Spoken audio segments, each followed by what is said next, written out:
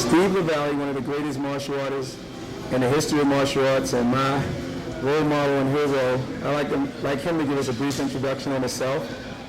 Well, I'm currently overseeing 9 locations. We have 4 dojos, including our world headquarters in development now down in Fort Lauderdale, and we have 5 up in Syracuse, New York, and planning on being up to 20 by 2010. So we've got plans for growth in the future. Okay. One question is, in the past, many people look at martial arts as not being a career of choice because you can't really support your family yourself through this industry. Do you think that has changed over the years? Dramatically. I mean, I never agreed with that view myself, but I have seen that and dealt with that.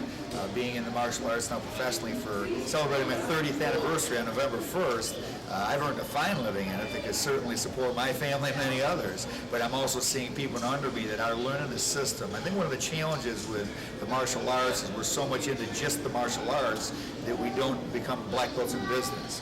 And weekends like where we're at here now at the EFC Black Belt Summit does teach you to become a black belt in business. And when you can become parallel, an expert in the business as well as an expert on the floor and on the mat, that's when you're going to see you can definitely earn a fine living. Okay.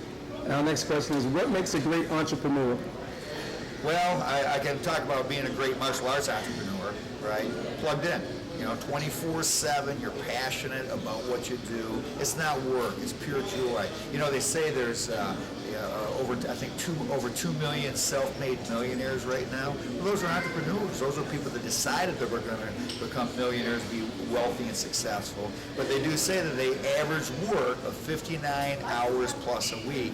Well, I've never expected to be a 40, 45-hour-a-week person. When you're willing to commit yourself to 60 plus hours of work, putting your head down and working on it, you're bound to be successful in what we do.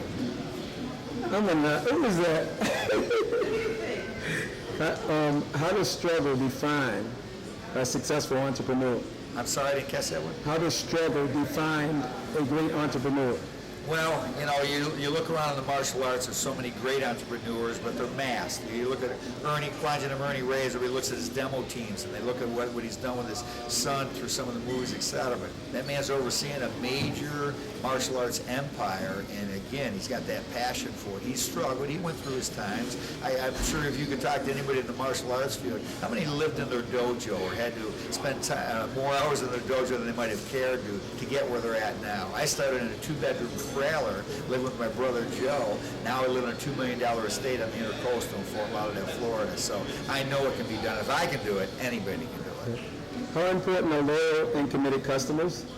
Well, you have to create them. I think if you're loyal and committed to them, you're going to have more of them that are loyal and committed to you.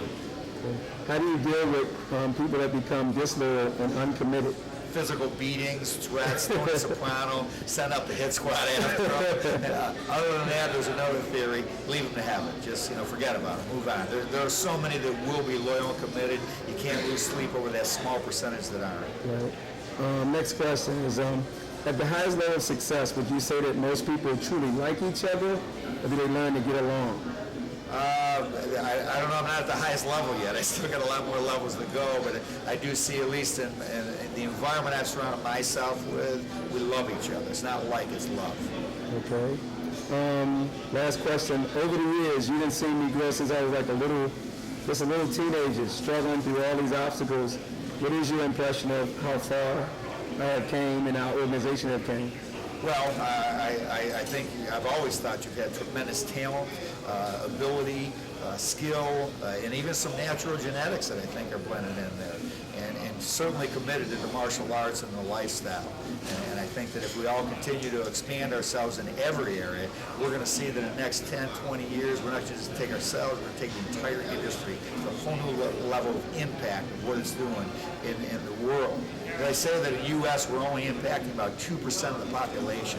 That means 98% of the people out there aren't training yet. We got to get them into it. See, I remember you when you used to be in Karate Illustrated in your little black uniform, being in the top ratings and all that stuff. And since those days, I used to admire you, and even today, I still want to grow up and be just like you said. Thank